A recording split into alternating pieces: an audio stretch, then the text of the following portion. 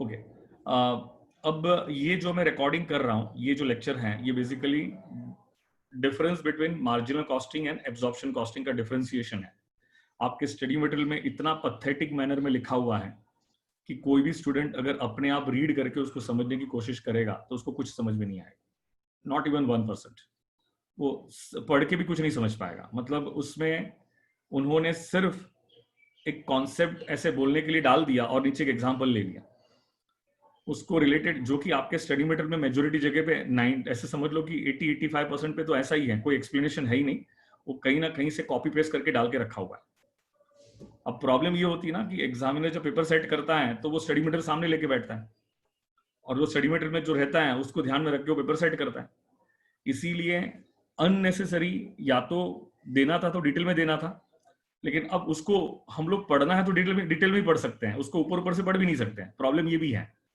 तो अब ये जो कॉन्सेप्ट है, ये कॉन्सेप्ट के लिए आपको कॉस्ट का बेसिक नॉलेज होना जरूरी था। तो मैंने कॉस्ट के बेसिक नॉलेज पे कुछ बातचीत कर ली आपके साथ, तो मैं समझता हूं कि अब आपको ओवरऑल कॉस्ट का डिस्कशन समझ में आता है। करेक्ट है? अभी यहां पर जो मैं डिस्कशन कर रहा हूं, थोड़ा दिमाग सब कुछ ओपन रखना। करेक्ट है? और फिर मेरे डिस्कशन को सुनना, क्योंकि difference between marginal costing and absorption costing, ये one of the technical concept है कॉस्टिंग का, जो स्टूडेंट्स को समझने में भी थोड़ी दिक्कत होती है और समझाने वाले फैकल्टी के लिए भी चैलेंज है।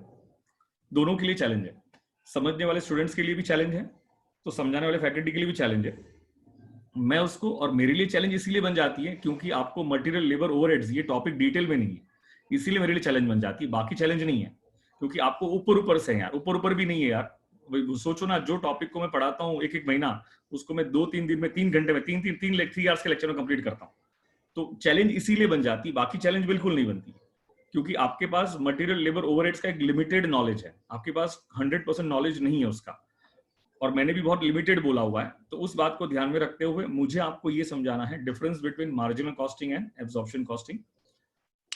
थोड़ा याद करो, मैंने मार्जिनल कॉस्टिंग के बिगिनिंग में एक बात सिखाई थी कि absorption costing says that total cost is the product cost. कुछ याद आ रहा है क्या? Absorption costing says that total cost is the product cost. अरे हाँ या ना बोलोगे तो समझ में भी आएगा बच्चों को। मुझे समझ में आया कि बच्चे जग रहे कि सो गए, नलायक हो। मैं अपने आप को तो नहीं पढ़ा रहा हूं ना। हाँ, ओके। रशिका बोल रही है, रूपा बोल रही है, यज्ञेश, प्रिया, ओके, वेरी गुड। क्या कहता है? याद आ गया, राहुल बोला याद आ गया, ओके। आप लोग मेरी ये मार्जिनल कॉस्टिंग का लेक्चर देख रहे हो क्या? रात को लाइव जो आता हूं वहां पे कोई लेक्चर देख रहा है क्या मेरा? प्रिया बोल रही है यस सर। हाँ सर, देख रहे हैं। ओके, चलो गुड। बाकी बच्चों का अगर हो गया तो देखने की जरूरत नहीं है।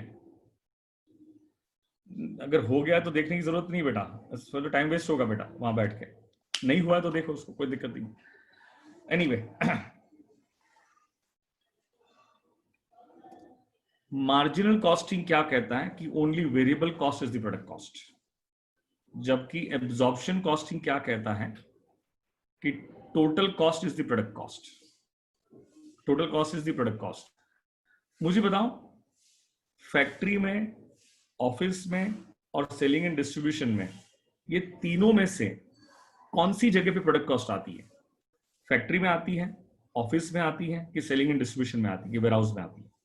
कौन सी जगह पे प्रोडक्ट कॉस्ट आती है? फैक्ट्री में आती है, ऑफिस में आती है, कि सेलिंग एंड डिस्ट्रीब्यूशन में आती है? बेटा प्रोडक्ट कॉस्ट तो फैक्ट्री में ही आएगी ना। प्रोडक्ट मैन्युफैक्चर कहां हो रहा है? जहां प्रोडक्ट मैन्युफैक्चर होता है वहां प्रोडक्ट कॉस्ट आएगी। जहां प्रोडक्ट मैन्युफैक्चर हो रहा है वहां प्रोडक्ट कॉस्ट आएगी। तो सर, एडमिनिस्ट्रेशन की और सेलिंग एंड डिस्ट्रीब्यूशन की कॉस्ट कौन सी कॉस्ट होती है? उसे पीरियड कॉस्ट कहते हैं, टाइम बेस्ड कॉस्ट कहते हैं। हम जब स्टाफ को सैलरी पे करते हैं तो एक एक महीने की सैलरी पे करते हैं ना, टाइम बेस्ड। हम जब ऑफिस का रेंट पे करते हैं तो एक एक महीने का पे करते हैं। तो ये टाइम बेस्ड पेमेंट है। वेयरहाउस से भी टाइम बेस्ड पेमेंट आता है। तो ऑफिस की कॉस्ट को और वेयरहाउस की कॉस्ट को हम कहते हैं पीरियड कॉस्ट। कौन सी कॉस्ट कहते हैं? पीरियड कॉस्ट कहते हैं। और फैक्ट्री में जो कॉस्ट इनकर्ड होती है उससे हम क्या कहते हैं? प्रोडक्ट कॉस्ट, कौन सी कॉस्ट कहते हैं? प्रोडक्ट कॉस्ट कहते हैं। अभी जो मैं समझाने जा रहा हूं उसमें सिर्फ फैक्ट्री को ही दिमाग में रखना है, ऑफिस को और एडमिनिस्ट्रेशन को दिमाग में नहीं रखना है। सिर्फ किसको दिमाग में रखना है? फैक्ट्री को ही दिमाग में रखना है और ये कॉन्सेप्ट को समझना है। क्योंकि जनरली जब हम बात करेंगे कॉस्टिंग के पॉइंट ऑफ व्यू तो हमारा मेन ऑब्जेक्टिव होता है प्रोडक्ट कॉस्ट। किसका ऑब्जेक्टिव होता है? प्रोडक्ट कॉस्ट का मेन ऑब्जेक्टिव होता है। Product cost is the main objective हमारा। तो फैक्ट्री में मैन्युफैक्चरिंग करने की कॉस्ट कितनी आ रही है ये फाइंड करना हमारा मेन ऑब्जेक्टिव होता है। तो अभी आपको सेलिंग एंड डिस्ट्रीब्यूशन को और ऑफिस को दिमाग में नहीं लाना है। सिर्फ दिमाग में किसको रखना है? बोलो मेरे साथ साथ। सिर्फ फैक्ट्री को दिमाग में रखना है। किसको दिमाग में रखना है? फैक्ट्री को दिमाग में रखना है और ये पूरे कॉन्सेप्ट को समझते हुए चलना है। अग्रीड है? अब सभी लोग मेरी बातों को समझ रहे हो क्या? तो फैक्ट्री सभी लोगों के दिमाग में आ गई, सभी लोगों ने विजुअलाइज कर लिया फैक्ट्री क्या है। सभी लोगों के दिमाग में आ गई फैक्ट्री क्या है, सभी लोगों ने विजुअलाइज कर लिया फैक्ट्री क्या है। अब सुनोगे मेरी बात को, अब मेरी बात को सुनना।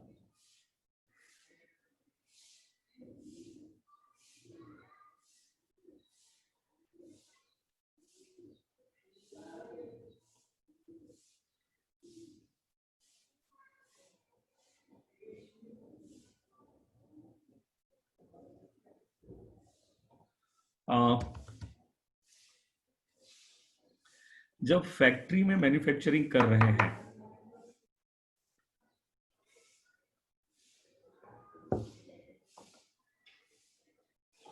जब फैक्ट्री में मैन्युफैक्चरिंग कर रहे हैं तो क्या ये मार्कर मैन्युफैक्चरिंग कर रहा हूं, चलो ऐसे देखो, ये हाइलाइटर मैन्युफैक्चरिंग कर रहा हूं। तो जब मैन्युफैक्चरिंग करेंगे तो क्या इसमें कितना डायरेक्ट मटेरियल लगा है क्या वो इमीडिएटली पता चल सकता है? इसमें कितना डायरेक्ट लेबर लगा है क्या वो पता चल सकता है तुरंत? जिस टाइम पे मैन्युफैक्चरिंग करेंगे उस टाइम पता चल जाएगा ना कि एक यूनिट के लिए अगर 100 रुपीज का रॉ मटेरियल लगता है, चलो ऐसे मानो एक यूनिट के लिए अगर 10 रुपीज का रॉ मटेरियल लगता है, तो जैसे जैसे मैन्युफैक्चरिंग करेंगे वो समझ में आ ही जाएगा। एक यूनिट मैन्युफैक्चर करने के लिए अगर हम 5 रुपीज का वेजेस पे कर रहे हैं, 5 रुपीज का लेबर को वेजेस पे कर रहे हैं, तो वो भी प्रोडक्शन के टाइम पे समझ में आ ही जाएगा। बोलो हाँ है ना? और जनरली मैं देखो मेरी बात ध्यान से सुनना, फैक्ट्री में जब हमने अभी कॉस्ट शीट देखा ना, तो फैक्ट्री में क्या आता है? Direct material plus direct labour plus direct expense. मैं डायरेक्ट एक्सपेंस जनरली बोलूंगा ही नहीं क्योंकि बहुत रेयर होता है, प्रैक्टिकली बहुत रेयर होता है। इसलिए दोनों कॉस्ट का टोटल ही, बहुत सारी टेक्स्ट बुक के तो डायरेक्ट एक्सपेंस लिखते ही नहीं है। Direct material plus direct labour is equal to prime cost, is equal to क्या लिख देते हैं? Prime cost. वो उस अजम्पशन के साथ लिखते हैं कि direct expenses are always rare. I hope you get my point, कोई दिक्कत वाली बात नहीं है। तो मुझे बताओ क्या इसमें कितना मटेरियल लगा है, कितना लेबर लगा है, क्या ये प्रोडक्शन के साथ साथ पता चल जाता है? क्या इसमें कितना मटेरियल लगा है? हाँ ना में आंसर करोगे दोस्तों ताकि मुझे समझ में आएगा, मेरी बात समझ रहे बच्चे। इसमें कितना मटेरियल इंक्लूड, इसमें कितना मटेरियल यूज हुआ है, इसमें कितना लेबर गया हुआ है, कितना लेबर इंक्लूड है, क्या वो प्रोडक्शन के साथ साथ समझ में आएगा कि नहीं आएगा? आएगा ना यार, एक एक यूनिट मैन्युफैक्चर करोगे उसके साथ साथ समझ में आता ही है ना कि भाई इसमें 10 रुपए का मटेरियल जा रहा है, 5 रुपए का लेबर जा रहा है, समझ में आ ही रहा है, कोई दिक्कत नहीं है। लेकिन मुझे बताओ फैक्ट्री का रेंट, मैंने ना कहीं पे मार्जिनल कॉस्टिंग में बहुत डिटेल में सिखाया है कि फिक्स्ड कॉस्ट या फिक्स्ड ओवरहेड्स कभी पर यूनिट चार्ज नहीं होता है, कभी पर यूनिट चार्ज नहीं होता है। फैक्ट्री का रेंट जो है वो कभी पर यूनिट हो ही नहीं सकता। क्या हमारा लैंडलॉर्ड हमसे जब रेंट लेता है तो क्या पर यूनिट रेंट लेता है? एक यूनिट का दो, हाँ एक यूनिट मैन्युफैक्चर करोगे तो हम इतना रेंट देंगे, 2 पे इतना, 3 पे इतना, 4 पे इतना, नहीं भाई, नहीं भाई। फिक्स कॉस्ट कभी per unit, fix overheads, fix cost कभी पर यूनिट हो ही नहीं सकता है, पॉसिबल ही नहीं है, पॉसिबल ही नहीं है। वो तो हमें प्रोडक्ट की कॉस्ट कैलकुलेट करने के लिए उसे पर यूनिट चार्ज करना पड़ता है, ये अलग बात है, लेकिन होता नहीं है ना, होता नहीं है ना।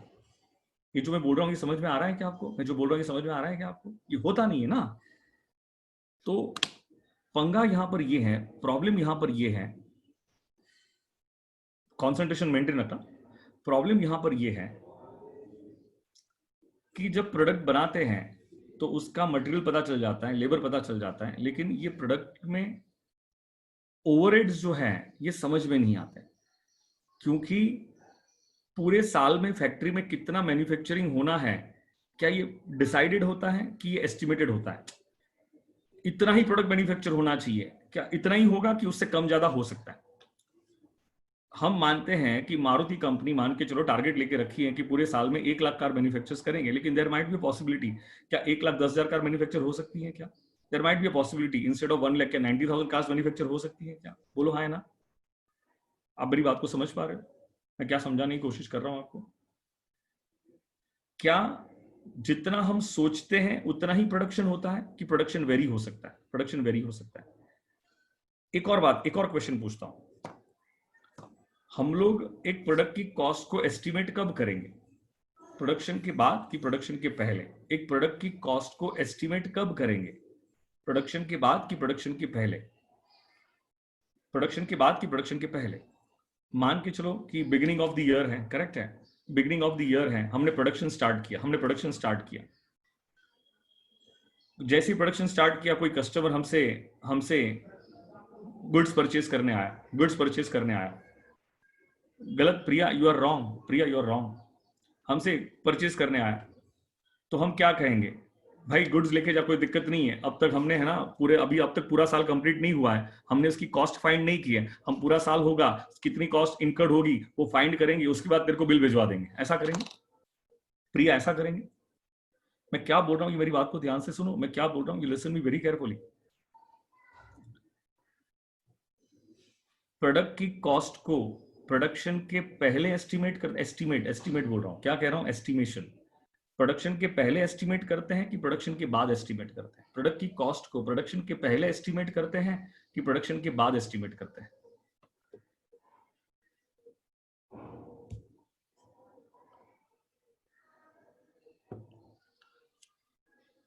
मैंने क्वेश्चन पूछा दोस्तों, प्रोडक्शन के पहले एस्टिमेट करते हैं कि प्रोडक्शन के बाद एस्टिमेट करते हैं? बेटा प्रोडक्शन के पहले ही एस्टिमेट करना पड़ेगा ना कॉस्ट को, तो प्रोडक्शन के पहले ही एस्टिमेट करना पड़ेगा ना, जब तक प्रोडक्शन के पहले एस्टिमेट नहीं करेंगे, और एस्टिमेशन में थोड़ा बहुत वेरिएशन आता ही है, और ये एस्टिमेशन में देखो डायरेक्ट मटेरियल का एस्टिमेशन करने की जरूरत नहीं है, डायरेक्ट लेबर का एस्टिमेशन करने की जरूरत नहीं है, लेकिन फैक्ट्री के ओवरहेड्स का एस्टिमेशन होता है। फैक्ट्री के ओवरहेड्स का क्या होता है? एस्टिमेशन होता है। फैक्ट्री का ओवरहेड्स कितना पर यूनिट कितना आएगा, ये एक्यूरेट नहीं होता है, ये एक्यूरेट नहीं होता है। क्यों एक्यूरेट नहीं होता है मुझे बताओ? एक्यूरेट ये नहीं इसीलिए नहीं होता है, नंबर 1, टोटल मिला के पूरे साल में कितने ओवरहेड्स होंगे, फैक्ट्री का रेंट कितना लगेगा, ये भी एस्टिमेटेड लेना पड़ता है, और कितने यूनिट्स मैन्युफैक्चर करेंगे ये भी एस्टिमेटेड लेना पड़ता है। अगर दोनों एस्टिमेटेड हैं तो मुझे कॉमन सेंस अप्लाई करके बताओगे इसके अंदर जो हमने पर यूनिट ओवरहेड्स चार्ज किया होगा वो एक्यूरेट वाला, मतलब जो एक्चुअल जो हुआ वो होगा कि एस्टिमेटेड होगा? डायरेक्ट मटेरियल कभी एस्टिमेटेड नहीं होता है, डायरेक्ट लेबर कभी एस्टिमेटेड नहीं होता है, लेकिन जो ओवरहेड्स का खर्चा है वो ऑलवेज एस्टिमेटेड होता है। पूरे साल में रेंट का खर्चा कितना आएगा जनरली पता होता है, लेकिन बीच में कुछ वेरी हो गया तो, बीच में कोई लैंडलॉर्ड ने रेंट चेंज कर दिया तो, बीच में कोई प्रॉब्लम आ गई कोई भी रीजन की वजह से, जैसे कि फैक्ट्री का इलेक्ट्रिसिटी बिल, ये भी तो एक ओवरहेड्स है। अब फैक्ट्री का इलेक्ट्रिसिटी बिल कितना आएगा ये कंफर्म है क्या? एक्यूरेट है क्या? इतना ही आएगा कि ऊपर नीचे हो सकता है? हो सकता है। तो बताओ, तो जब आप इनिशियली एस्टिमेशन कर रहे हो, प्रोडक्ट की कॉस्ट को एस्टिमेशन कर रहे हो, तो इनिशियली जब एस्टिमेशन कर रहे हो तो मुझे कॉमन सेंस अप्लाई करके बताओगे क्या इलेक्ट्रिसिटी बिल, रेंट, ये सब खर्चा है, क्या ये एक्चुअल होगा कि एस्टिमेटेड होगा? एस्टिमेटेड होगा। और पूरे साल में जो प्रोडक्शन होने वाला है क्या वो भी एस्टिमेटेड होगा क्या? बोलो हाँ है ना? वो भी एस्टिमेटेड होगा। तो मुझे बताओ, मैंने यहां पे लिखा है बजटेड ओवरहेड्स। बजटेड का मतलब होता है एस्टिमेटेड, बजटेड का मतलब क्या होता है? एस्टिमेटेड। बजटेड का मतलब क्या होता है? Estimated. Estimated overheads and estimated units. बताओ एस्टिमेटेड ओवरहेड्स कितने हैं? 50,000 है, और एस्टिमेटेड यूनिट्स कितना है? 5,000 है। हमने एस्टिमेट किया, मैं एक मैन्युफैक्चरर हूं, मैंने बिगिनिंग ऑफ द ईयर में एस्टिमेट कर दिया कि मेरे ओवरहेड्स, मैंने कहा ना जब भी ओवरहेड्स की बात कर रहा हूं ऑफिस और एडमिनिस्ट्रेशन को नहीं अरे ऑफिस को और सेलिंग एंड डिस्ट्रीब्यूशन को नहीं सोचना, ऐसे फैक्ट्री के बारे में सोचना है। किसके बारे में सोचना है? फैक्ट्री के बारे में। तो मुझे बताओ, करंट ईयर में, बिगिनिंग ऑफ द ईयर में सोच रहा हूं कि करंट ईयर में बजटेड का मतलब एस्टिमेटेड, हाँ बजटेड का मतलब क्या होता है? एस्टिमेटेड। कितने एस्टिमेटेड ओवरहेड्स होंगे? 50,000। कितने एस्टिमेटेड यूनिट्स प्रोड्यूस होंगे? तो 5,000। तो मुझे बताओ, budgeted overheads divide by budgeted units करूंगा तो क्या पर यूनिट 10 रुपए का खर्चा, क्या इसको चार्ज होना चाहिए? अरे बोलो, ओवरहेड का पर यूनिट का 10 रुपए का खर्चा क्या ये प्रोडक्ट में एब्जॉर्ब होना चाहिए, चार्ज होना चाहिए? हाँ अभी हाँ ना में आंसर करोगे बेटा, अभी पूरा डिस्कशन म्यूचुअल डिस्कशन होना चाहिए, टू वे डिस्कशन कम्युनिकेशन होना चाहिए, तभी जाके मैं समझा पाऊंगा आपको, अदरवाइज दिक्कत हो जाएगी। सभी बच्चों का आंसर आना चाहिए। हाँ याददेश भाग गया क्या? ओके मैंने ये कहा बिगिनिंग ऑफ द ईयर में मैंने एस्टिमेट कर दिया कि मेरा ओवरहेड्स कितना होगा। ओवरहेड्स अब समझाने वाली बात नहीं है। मैंने सोचा 50,000 50,000। मैंने अगेन एस्टिमेट किया कि मैं करंट ईयर में कितना यूनिट्स मैन्युफैक्चर करूंगा। मैंने सोचा 5,000। तो बताओ budgeted overheads divided by budgeted units, तो क्या 10 रुपया पर यूनिट, क्या इसमें मैं एक एक जब जब एक एक यूनिट मैन्युफैक्चर करूंगा तो क्या उसमें 10-10 रुपया क्या ओवरहेड का चार्ज करूंगा? मुझे डायरेक्ट मटेरियल को एस्टिमेट करने की जरूरत नहीं है, मुझे डायरेक्ट लेबर को एस्टिमेट करने की जरूरत नहीं है, लेकिन क्या मुझे ओवरहेड्स को एस्टिमेट करना पड़ता है? क्या मुझे ओवरहेड्स को एस्टिमेट करना पड़ता है? करना पड़ता है, क्योंकि ओवरहेड्स कितने होने वाले हैं ये ईयर एंड, एक्चुअल ओवरहेड्स कितने होंगे वो तो ईयर एंड में पता चलेगा। एक्चुअल यूनिट्स कितने मैन्युफैक्चर करूंगा वो तो ईयर एंड में पता चलेगा। तो क्या मैं ईयर एंड में कॉस्ट फाइंड करने बैठूंगा? मेरा मेरा कस्टमर क्या एक साल के बाद ही आने वाला है क्या? मेरा कस्टमर क्या ईयर एंड पे ही आने वाला है क्या? कि मेरा कस्टमर कभी भी आ सकता है? मेरा कस्टमर तो कभी भी आ सकता है। तो मेरा कस्टमर कभी भी आएगा तो मैं कस्टमर को क्या कहूंगा, रुक रुक रुक, अब तो मैंने कॉस्ट फाइंड नहीं किया है। जब मैं कॉस्ट फाइंड करूंगा ईयर में, तब जाके तू प्रोडक्ट खरीद, तू मेरे से प्रोडक्ट खरीद के लेके जाना। क्या ऐसा होगा क्या? सोचो मेरे साथ साथ, जो मैं बोल रहा हूँ ये प्रैक्टिकल बात हो रही है कि नहीं हो रही है? क्या ऐसा होगा क्या? नहीं, ऐसा नहीं होगा दोस्तों। इसीलिए आपको एक ओवरहेड रेट फाइंड करना होता है। उसी ओवरहेड रेट को हम कहते हैं रिकवरी रेट या तो absorption rate. Overhead rate find करना होता है, उसी ओवरहेड रेट को हम क्या कहते हैं? रिकवरी रेट कहते हैं या तो एब्जॉर्प्शन रेट कहते हैं। कि ये प्रोडक्ट की जब कॉस्टिंग हम करेंगे तो उसमें उसमें ओवरहेड का कितना, पर यूनिट ओवरहेड का कितना खर्चा एब्जॉर्ब कराया जाए, पर यूनिट ओवरहेड का कितना खर्चा एब्जॉर्ब कराया जाए, कितना खर्चा ये रिकवर करेगा ओवरहेड्स का। तो पर यूनिट कितना रिकवर करेगा? 10 रुपया रिकवर करेगा। अग्रीड? कोई दिक्कत वाली बात है क्या बच्चों? कोई भी कंफ्यूजन? बताओ। अब करंट ईयर स्टार्ट हो गया, करेक्ट है? करंट ईयर क्या हो गया? स्टार्ट हो गया। ये करंट ईयर है, करंट ईयर स्टार्ट हो गया। यहां से प्रोडक्शन स्टार्ट हुआ, हमने फर्स्ट मार्कर मैन्युफैक्चर की, फर्स्ट मार्कर मैन्युफैक्चर की। तो बताओ उसमें ओवरहेड का खर्चा कितना चार्ज होगा? उसमें ओवरहेड का खर्चा कितना चार्ज होगा? क्या 10 रुपए का चार्ज होगा? बोलो हाँ ना। फिर जैसे जैसे हम प्रोडक्ट मैन्युफैक्चर करते हुए चलेंगे, क्या वैसे वैसे क्या हर पर यूनिट 10 रुपए का क्या ओवरहेड क्या इस प्रोडक्ट को चार्ज करेंगे? पर यूनिट, एवरी यूनिट पे 10 रुपए का ओवरहेड क्या ये प्रोडक्ट एब्जॉर्ब करेगा? हर यूनिट पे 10 रुपए का ओवरहेड क्या प्रोडक्ट एब्जॉर्ब करेगा? इसीलिए इस रेट को कौन सा रेट कहते हैं? एब्जॉर्प्शन रेट कहते हैं या तो रिकवरी रेट कहते हैं। एब्जॉर्प्शन रेट कैसे फाइंड कर सकते हैं? Budgeted overheads divided by budgeted units. Budgeted मतलब estimated overheads divided by estimated units. तो आप एस्टिमेट कितना कर रहे हो? 10 रुपए का एस्टिमेट कर रहे हो। कितने का एस्टिमेट कर रहे हो? आप 10 रुपए का एस्टिमेट कर रहे हो। तो क्या पर यूनिट 10 रुपया, पर यूनिट 10 रुपया क्या आप ओवरहेड का क्या इस प्रोडक्ट को चार्ज करोगे? बोलो हाँ ना। जैसे जैसे मैन्युफैक्चरिंग करते जाओगे वैसे वैसे क्या हर यूनिट पे क्या 10-10 रुपया चार्ज होते हुए चलेगा क्या? तो बताओ टोटल मिला के हमने कितनी यूनिट्स मैन्युफैक्चर की है? 400 मल्टीप्लाई, सॉरी 4,000 यूनिट्स मैन्युफैक्चर की है, 4,000 जीन्स मैन्युफैक्चर की है या 4,000 मार्कर्स मैन्युफैक्चर की, मल्टीप्लाई बाय 10। तो बताओ आपने कितना ओवरहेड पूरे साल भर में एब्जॉर्ब कराया? 40,000। कितना एब्जॉर्ब करवाया आपने? 40,000। मेरी बात को ध्यान से सुनना, मैं क्या समझा रहा हूं। बताओ ये 40,000 को हम क्या कहते हैं? ये 40,000 को हम कहते हैं रिकवर्ड ओवरहेड्स। क्या कहते हैं? रिकवर्ड ओवरहेड्स, या तो उसका एक और नाम है एब्जॉर्ब्ड ओवरहेड्स। क्या नाम है उसका? इसका एक और नाम क्या है? Absorbed overheads. मैं ना आपसे बात वही कह रहा हूं। हमने एस्टिमेशन कितने का किया था? बोलो फास्ट, रिस्पॉन्स करना। एस्टिमेशन हमने कितने का किया था? बोलो फास्ट। 50,000 का। हमारा एस्टिमेट कितने यूनिट्स मैन्युफैक्चर करने का था? बोलो फास्ट। 5,000 यूनिट्स का। अरे आपको बोलना है बेटा, कितने यूनिट्स का था? 5,000 यूनिट्स का था। लेकिन करंट ईयर में हमने कितने यूनिट्स मैन्युफैक्चर किए? बोलो 4,000। और 4,000 मल्टीप्लाई बाय 10, ये 4,000 यूनिट्स एक्चुअल हैं। उसने कितना ओवरहेड्स एब्जॉर्ब किया, कितना ओवरहेड्स रिकवर किया पर यूनिट? 10 रुपया। तो बताओ टोटल मिला के ओवरहेड्स कितना रिकवर हुआ, टोटल मिला के ओवरहेड्स कितना रिकवर हुआ, टोटल मिला के कितना ओवरहेड्स रिकवर हुआ? क्या 40,000 का हुआ? क्या बोलो हाँ या ना? टोटल मिला के ओवरहेड्स कितना रिकवर हुआ? क्या 40,000 का ओवरहेड्स रिकवर हुआ? क्या बोलो यस और नो? अब ध्यान से मेरी बात को सुनोगे। ईयर एंड में पता चला कि एक्चुअल ओवरहेड्स 50,000 के ही हुए हैं और एक्चुअल प्रोडक्शन कितने का हुआ है? 4,000 का हुआ है। और हमने एस्टिमेशन कितने का किया था? 50,000 का एस्टिमेशन किया था जो ओवरहेड्स का, उतना ही एक्चुअल हुआ। लेकिन हमारा प्रोडक्शन क्या 5,000 का एस्टिमेशन किया था? तो 5,000 के अगेंस्ट में कितने का आया? 4,000 का आया। क्या नहीं, लॉस वॉस नहीं बोलते राहुल, उसको लॉस नहीं बोलते। We can't call it as loss. जरा धीरे धीरे समझ में आएगा, तुरंत नहीं समझ में आएगा। इमीडिएट समझना बहुत डिफिकल्ट है, इसलिए धीरे धीरे समझोगे, लेकिन समझ जाओगे, कोई दिक्कत नहीं आएगी। मैंने ये पूछा आपसे, ध्यान से मेरी बात को समझना। जब हमने बिगिनिंग ऑफ द ईयर में एस्टिमेशन किया था तो ओवरहेड का एस्टिमेशन कितना किया था? 50,000 का। और यूनिट्स का एस्टिमेशन कितने का किया था? 5,000 का।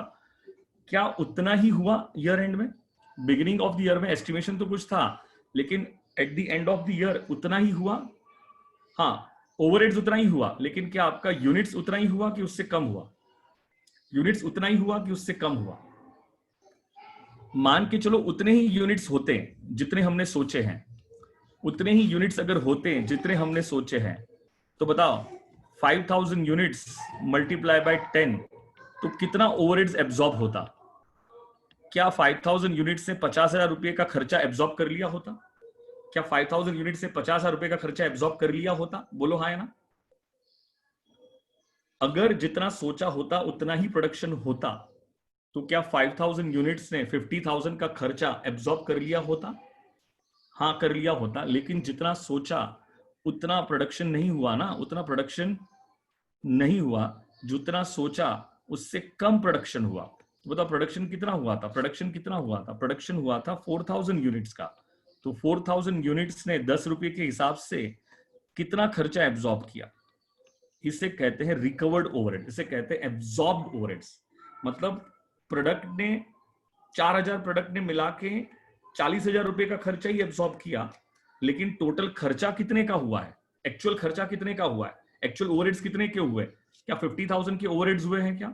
तो मुझे बताओ कि 50,000 के अगर ओवरहेड्स हुए हैं तो आपको नहीं लगता है ये सिचुएशन में 10,000 का खर्चा अंडर एब्जॉर्ब हुआ है? 10,000 खर्चा क्या हुआ? अंडर एब्जॉर्ब कितना करना चाहिए था? 50, लेकिन एब्जॉर्ब हुआ कितना है? 40,000। एब्जॉर्ब्ड ओवरहेड्स है कितना? एब्जॉर्ब्ड ओवरहेड कैसे फाइंड कर सकते? जितने यूनिट्स आपके प्रोड्यूस हुए मल्टीप्लाई बाय रिकवरी रेट। बताओ रिकवरी रेट कितने का था? एब्जॉर्प्शन रेट कितने का था? क्या 10 रुपीज 10 रुपीज पर यूनिट आया था कि नहीं आया था? अरे बोलो है ना? तो बताओ आपके 4,000 यूनिट से कितने का खर्चा एब्जॉर्ब किया? कितने का खर्चा एब्जॉर्ब किया? 40,000 का। और एक्चुअल खर्चा हुआ कितने का? 50 का। एक्चुअल खर्चा हुआ कितने का? 50 का। नहीं समझे मेरी बात को? तो बताओ अंडर एब्जॉर्प्शन कितना हुआ? अंडर एब्जॉर्प्शन कितना हुआ? क्या 10,000 का अंडर एब्जॉर्प्शन हुआ कि नहीं हुआ? बोलो हाँ या ना? क्या 10,000 का अंडर एब्जॉर्प्शन हुआ कि नहीं हुआ? बोलो हाँ या ना? क्या आप मेरी बात को समझ पा रहे हो कि नहीं समझ पा रहे हो? अरे यस और नो? अब इतना ही समझो, अंडर एब्जॉर्प्शन ओवर एब्जॉर्प्शन समझो। अब मैं ऐसे अगर एग्जांपल लेके समझाऊं तो कैसे समझाऊं आपको?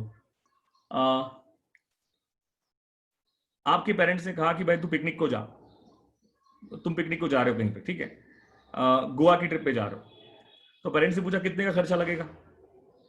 तो आपने कहा कि 50,000 का खर्चा लगेगा। जब आपने बोला था ये 50,000 का खर्चा लगेगा, तो क्या ये एक्चुअल था कि एस्टिमेटेड था? जब आपने 50,000 का दिया था, ये एक्चुअल था कि एस्टिमेटेड था? ये एस्टिमेटेड था। एक्चुअल तो तब पता चलेगा ना जब आप पिकनिक जाके आओगे तब। बोलो हाँ ना? एक्चुअल तो तब पता चलेगा कि आप जब पिकनिक जाके आओगे तब। और एक्चुअल भी 50 हुआ। एक्चुअल भी कितना हुआ? 50 हुआ। बोलो हाँ ना? एक्चुअल भी कितना हुआ? 50 हुआ। एस्टिमेटेड 50 का था, एक्चुअल भी कितने का हुआ? 50 का हुआ। ये बात समझ में आ रही है क्या यहाँ पे? ये चलो ऐसा मानते हैं, एक एग्जाम्पल थोड़ा चेंज करता हूं। आपको पता ही था कि 50 का खर्चा होने ही वाला है, करेक्ट है, लेकिन आप 40 का ही खर्चा करके आए। कितना खर्चा करके आए? 40 का खर्चा करके आए। तो मुझे बताओ आपने जो सोचा था उससे ज्यादा खर्चा किया कि कम खर्चा किया? आपने सोचा था कि 50 का खर्चा करके आऊंगा, लेकिन आपने खर्चा कितने का किया? 40 का ही किया। तो आपने जो सोचा था उससे कम हुआ कि ज्यादा हुआ? उससे कम हुआ। तो बस बात को यहीं पे समझ लो ना। जब बिगिनिंग ऑफ द ईयर में ओवरहेड को एस्टिमेट किया था तो बजटेड ओवरहेड्स कितने थे? 50 के थे। यूनिट्स को एस्टिमेट किया था तो बजटेड यूनिट्स कितने थे? 5 के थे। जैसा सोचा वैसा ही होता तो कोई दिक्कत ही नहीं थी। जैसा सोचा होता वैसा ही होता तो कोई दिक्कत ही नहीं थी। मुझे बताओ, बिगिनिंग ऑफ द ईयर में जब आपने 5000 यूनिट्स मैन्युफैक्चर करने का सोचा था, तो क्या वो बिगिनिंग ऑफ द ईयर में मैन्युफैक्चर हो गया होगा कि वो ड्यूरिंग द ईयर मैन्युफैक्चर होता है? वो पूरे साल में मैन्युफैक्चर हुआ होगा ना 5000 यूनिट्स जो आपने सोचा था। वो तो धीरे धीरे करके मैन्युफैक्चर होगा ना। और जैसे जैसे मैन्युफैक्चर होता है, ये 10-10 रुपया वो रिकवर करता है। जैसे जैसे मैन्युफैक्चर होता है वो एक एक यूनिट पे 10-10 रुपया रिकवर करता है। इसीलिए तो उसका नाम क्या है? Recovery rate. या तो उसका नाम क्या है? Absorption rate. तो ओवरहेड्स रिकवर कब होता है? ड्यूरिंग द ईयर होता है। ओवरहेड्स एस्टिमेट कब होता है? बिगिनिंग ऑफ द ईयर होता है। आप रिकवरी रेट कब फाइंड करते हो? बिगिनिंग ऑफ द ईयर में फाइंड करते हो।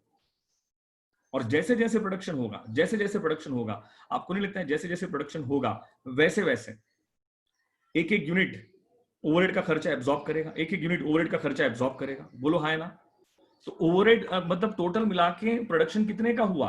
4000 का हुआ। तो 10 रुपए के हिसाब से उसने ओवरहेड कितना एब्जॉर्ब किया? मतलब मान के चलो मेरे हाथ में 4000 यूनिट्स है, मेरे हाथ में कितने यूनिट्स है? 4000 यूनिट्स है। उस एक एक यूनिट ने 10-10 रुपए का खर्चा अगर एब्जॉर्ब किया है, तो इन्होंने खर्चा कितना एब्जॉर्ब किया? इन्होंने खर्चा कितना एब्जॉर्ब किया? 40,000 का खर्चा एब्जॉर्ब किया ना। खर्चा कितने का एब्जॉर्ब किया? 40,000 का खर्चा एब्जॉर्ब किया। लेकिन एक्चुअल खर्चा ईयर एंड में हुआ कितना था? 50,000 का खर्चा हुआ था ईयर एंड में। तो मुझे बताओ, एब्जॉर्ब करना चाहिए था 50, लेकिन एब्जॉर्ब किया कितना? 40। तो क्या एब्जॉर्प्शन ओवर हुआ कि अंडर हुआ? बस यही समझाना था। एब्जॉर्प्शन अंडर एब्जॉर्प्शन हुआ कि ओवर एब्जॉर्प्शन हुआ? अंडर एब्जॉर्प्शन हुआ। और अंडर एब्जॉर्प्शन कैसे फाइंड कर सकते हैं? एक्चुअल ओवरहेड को एब्जॉर्ब्ड ओवरहेड के साथ कंपेयर करना है। देखो, एब्जॉर्ब्ड लिखा है मैंने बजटेड नहीं लिखा है। मैंने क्या लिखा है? एब्जॉर्ब लिखा है। और एब्जॉर्ब कैसे फाइंड कर सकते हैं? एब्जॉर्ब कैसे फाइंड कर सकते हैं? Number of units manufactured during the year multiply by recovery rate. तो बताओ, आपने एब्जॉर्ब कितना करवाया? मैं बजटेड नहीं बोल रहा हूं। बजटेड और एब्जॉर्ब में डिफरेंस है। बजटेड और एब्जॉर्ब में डिफरेंस है। मैं एब्जॉर्ब बोल रहा हूं। एक्चुअल को किसके साथ कंपेयर करोगे? एब्जॉर्ब्ड ओवरहेड के साथ जब कंपेयर करते हो तब जाके आपको अंडर एब्जॉर्प्शन ओवर एब्जॉर्प्शन समझ में आता है। अंडर एब्जॉर्प्शन ओवर एब्जॉर्प्शन समझ में आता है। तो एक्चुअल ओवरहेड कितने का हुआ था? 50 का हुआ था। एब्जॉर्ब्ड ओवरहेड्स कितने का था? 40 का था। तो अंडर एब्जॉर्प्शन कितने का होगा? क्या 10,000 का होगा कि नहीं होगा? अंडर एब्जॉर्प्शन 10,000 का होगा कि नहीं होगा? बोलो हाँ या ना। कोई दिक्कत वाली बात है? अंडर एब्जॉर्प्शन कितने का होगा? 10 का होगा कि नहीं होगा? बोलो हाँ या ना। कोई कंफ्यूजन? कि सबको समझ में आया? ओके, अभी फटाफट समझ में आएगा। एक सेम एग्जांपल बजटेड ओवरहेड्स बोलो आप फटाफट। कितना था? 50। बजटेड यूनिट्स कितना था? 5000। इससे क्या मिलेगा? रिकवरी रेट या तो एब्जॉर्प्शन रेट। एक एक यूनिट पे कितना चार्ज करोगे? एब्जॉर्प्शन ओवरहेड्स कितना चार्ज करोगे? वो मिल जाएगा क्या हमें? अरे बोलो हाँ ना। तो रिकवरी रेट कितना आया? 10 रुपया। एक्चुअल, हाँ, अब एक्चुअल कब पता चलेगा? बिगिनिंग ऑफ द ईयर में कि एंड ऑफ द ईयर में? एक्चुअल कितना हुआ कब पता चलेगा? एंड ऑफ द ईयर में। तो एक्चुअल कितना हुआ? 55,000 का हुआ। एक्चुअल यूनिट्स कितने हुए? 5000 यूनिट्स मैन्युफैक्चर किए। तो 5000 यूनिट्स मल्टीप्लाई बाय 10 करोगे तो खर्चा कितना एब्जॉर्ब हुआ? क्या 50,000 का खर्चा एब्जॉर्ब किया प्रोडक्ट ने? 5000 यूनिट से कितने का खर्चा एब्जॉर्ब कर लिया? 50 का। लेकिन करना कितने का चाहिए था? 55 का। तो क्या 5000 का खर्चा कम एब्जॉर्ब किया? तो ये सिचुएशन में भी क्या हुआ? क्या अंडर एब्जॉर्प्शन हुआ कि नहीं हुआ? तो बताओ, अंडर एब्जॉर्प्शन कैसे कैलकुलेट करेंगे? बेटा, जब भी under absorption over absorption calculate करना है तो एक्चुअल ओवरहेड्स को एब्जॉर्ब्ड ओवरहेड के साथ कंपेयर करना है। एब्जॉर्ब का मतलब समझ गए ना? Actual units manufactured multiply by recovery rate multiply by absorption rate. तो इससे क्या मिलेगा हमें? Absorbed overheads. क्या मिलेगा हमें? Absorbed overheads. ये बजटेड ओवरहेड्स नहीं है। ये गलती मत कर बैठना। ये गलती मत कर बैठना। बजटेड तो अलग है।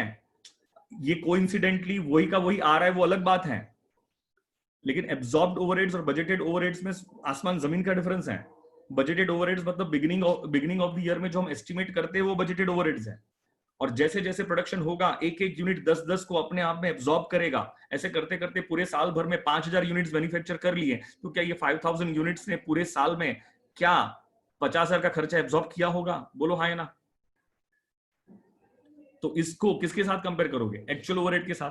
तो आपका एक्चुअल ओवरहेड्स 55 का है, मतलब 55,000 का खर्चा। ये मेरे हाथ में 5,000 यूनिट्स है, तो ये 5,000 यूनिट्स में 55,000 का खर्चा एब्जॉर्ब होना चाहिए था, लेकिन किया कितना खर्चा उसने एब्जॉर्ब? 50 का किया, तो क्या 5,000 का अंडर एब्जॉर्ब हुआ? हाँ हुआ। अब देखो case number C, actual overheads 50,000 का हुआ और एक्चुअल यूनिट्स कितने हुए? 6,000 हुए। तो बताओ रिकवर्ड ओवरहेड्स, एब्जॉर्ब्ड ओवरहेड्स कितना होगा? रिकवर्ड ओवरहेड्स बोलो या एब्जॉर्ब्ड ओवरहेड्स बोलो, is one and the same. तो बताओ 6,000 मल्टीप्लाई बाय 10 कितने का आ जाएगा? 60,000 का आएगा कि नहीं आएगा? मेरे हाथ में 6,000 यूनिट्स है, 6,000 यूनिट्स ने कितने का खर्चा एब्जॉर्ब कर लिया?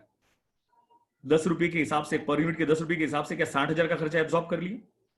बोलो यस और नो। लेकिन एक्चुअल खर्चा कितने का आया? 50 का आया। तो बताओ खर्चा जो एब्जॉर्ब हुआ वो कम हुआ कि ज्यादा हुआ? खर्चा जो एब्जॉर्ब हुआ वो कम हुआ कि ज्यादा हुआ?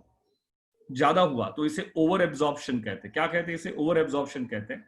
तो ओवर एब्जॉर्प्शन कैसे फाइंड करोगे? रिकवर्ड ओवरहेड्स कितना है, रिकवर्ड ओवरहेड्स या absorbed overheads minus actual overheads, तो क्या आ जाएगा? 10,000 आ जाएगा क्या? बोलो यस और नो।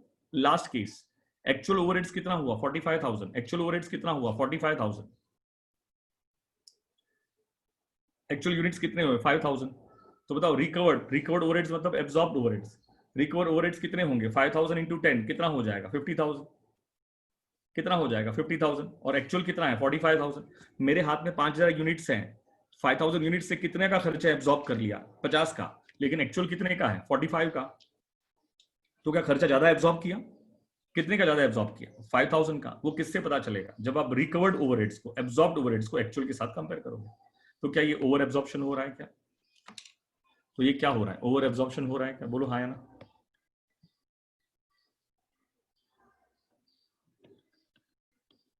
यस और नो।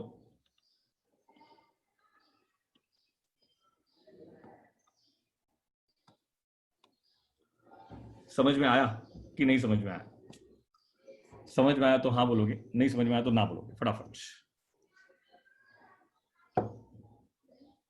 नहीं वो याद नहीं, समझाता हूँ क्या है लॉस है क्या है सब समझाता हूँ। पहले इतना समझा कि नहीं समझा? जो ये इसकी बात सोचो ही मत, क्योंकि ये सब कंफ्यूजन क्रिएट करेगा। जितना मैंने समझा उतना समझ में आया क्या? बस जितना मैंने समझा उतना समझ में आया ना? क्योंकि अब अभी बाकी का डिस्कशन कल करता हूँ, अभी नहीं करता हूँ, ज्यादा हो जाएगा, ये हैवी हो जाएगा। आज के डिस्कशन पे डिपेंड करेगा आपका, क्या डिपेंड करेगा कि difference between marginal costing and absorption costing. ये जो मैंने समझाया है ये आपके स्टडी मटेरियल के कोई भी पेज में लिखा नहीं गया है। ये जो अंडर एब्जॉर्प्शन ओवर एब्जॉर्प्शन लिखा है, जो मैंने समझाया अभी, ये आपके स्टडी मटेरियल में कहीं पे भी नहीं लिखा गया। लेकिन इसके बगैर आपको difference between marginal costing and absorption costing समझेगा ही नहीं। अगर डिफरेंस समझना है तो ये समझ में आना बहुत जरूरी था कि ओवरहेड्स क्या है। और ओवरहेड्स बेटा, इसको इसको ये स्क्रीनशॉट ले लो ना बेटा यार, इसका स्क्रीनशॉट ले लो फटाफट। ये बाद में बड़ी दिक्कत हो जाती है यार शेयर करने में। इसका इसका स्क्रीनशॉट ले लो। और इसको इसको रिवाइज करना बहुत जरूरी है। अगर आप रिवाइज नहीं करोगे ना तो याद समझ में नहीं आएगा बेटा आपको। इसको एक बार रिवाइज कर लेना। बाकी कल मैं पूरा कंप्लीट कर दूंगा आपका difference between marginal costing and absorption costing. इसका स्क्रीनशॉट ले लो बेटा। ले लिया क्या? तो उसको शेयर, जिससे स्क्रीनशॉट लिया वो शेयर कर दे बच्चों के साथ। स्क्रीनशॉट ले लेना तो बच्चों के साथ शेयर कर ले ताकि उनको मिल जाए। पहले मुझे एक्चुअल को बजटेड को कंपेयर करना, पहले मुझे लगा एक्चुअल को बजटेड। नहीं नहीं नहीं, ऐसा नहीं होता है। एक मिनट।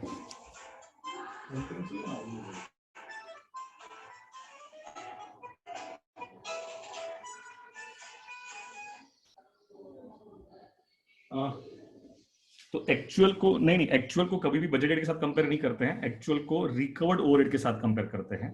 तब जाके समझ में आता है कि अंडर एब्जॉर्प्शन हुआ है कि ओवर एब्जॉर्प्शन हुआ है। तब जाके समझ में आता है कि अंडर एब्जॉर्प्शन हुआ है कि ओवर एब्जॉर्प्शन हुआ है।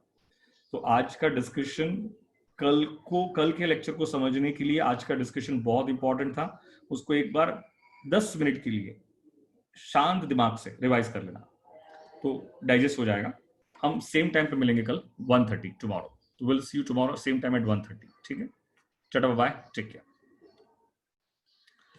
कोई डाउट है, कोई क्वेश्चन है क्या आपको?